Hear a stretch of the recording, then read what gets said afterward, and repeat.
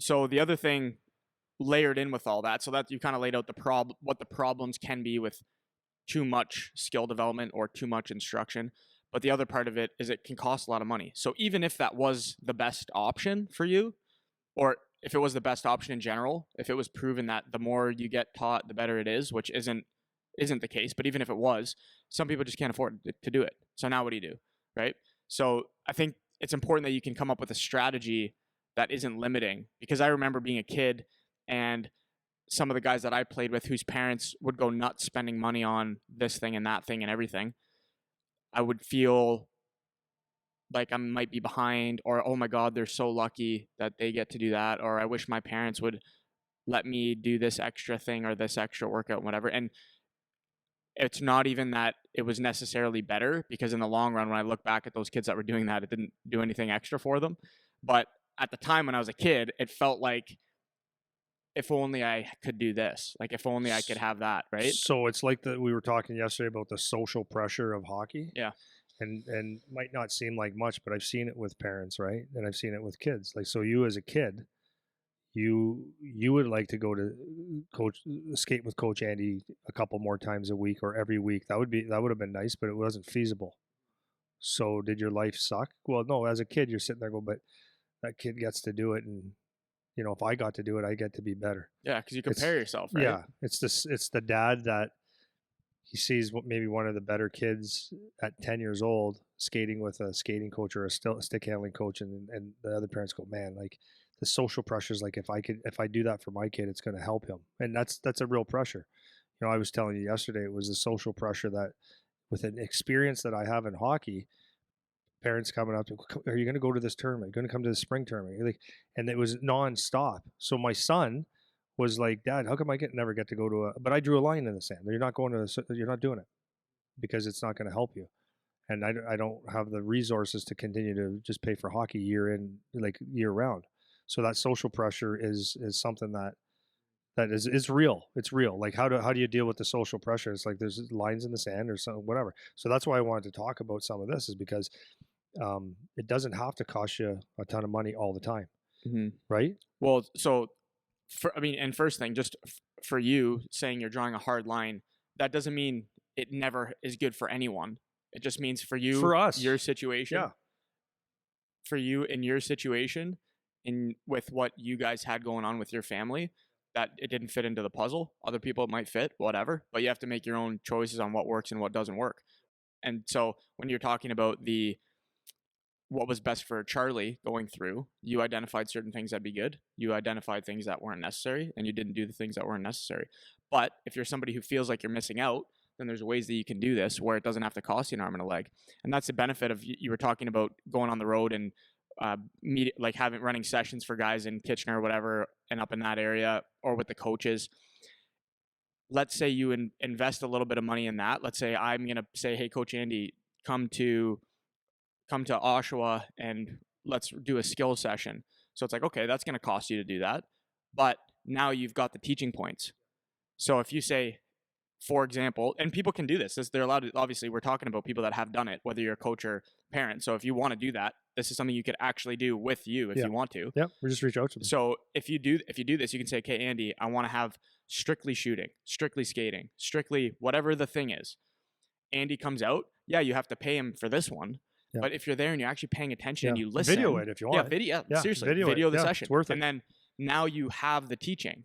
So you made that little bit of an investment up front, and now you have the information that you were looking for, and now you can keep using it later. Well, you can use that one session as a reference point and a teaching point for however long you want. Absolutely. So if you can do that, if you want to do that, that's an option, and then you have it, and you don't need to say, oh, I need Coach Andy to be here once a week because you weren't paying attention during the session. Because if you say, I want you once a week for shooting, it's like, yeah, we can progress that, but it's not necessary to do that right now. If the kids are, that's my point. Yeah. So that's my point. Have you out for a session, or have whatever skills coach you really like in your area that you think is really good, have them out, get the teaching, and then let the kids work on it. And then maybe once a month, maybe once every 2 months, maybe once every 5 months, you say, we're going to have Coach Andy come back out because that's what is affordable for us in this situation. 100%.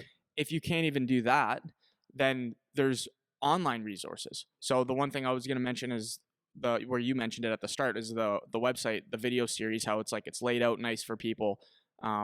If you're a member with us, you can use that as a resource. Where for it's $10 a month. Yeah, So let me just go back for a okay. second because I don't know if I mentioned that at the beginning Oh of it. no, I okay, wanted to, and that was what I was going to say. So I'm not interrupting you, but yep, I am. okay, um, I want our listeners to like as Eric said, like you can go to YouTube, you can get you can go find an instructor that you like that makes sense that does the teaching points and stuff like that if you want. Good. If you have a good instructor, like you said, doesn't have to be me, but if you reach out and you get me to do it, like you can film it and you can get some really good points, but find a resource that you can get it. But we have an excellent resource on our website and we don't talk about it enough, and we're not beating it to death. But if you go to powertechhockey.ca, that's our website, and you go to on the top bar, there's one that says videos, and it's our skill drills that I did. You'll see me with Aaron Ekblad. You'll see me with some pro guys. You'll see with some junior guys. You'll see one on just me teaching about shooting and all that kind of stuff. And some of them are going to be longer, and it's going to take some patience because there's a ton of teaching. But there's one, for example, that I'm off the top of my head that is it's called the perfect skating practice, and it touches on all kinds of skating.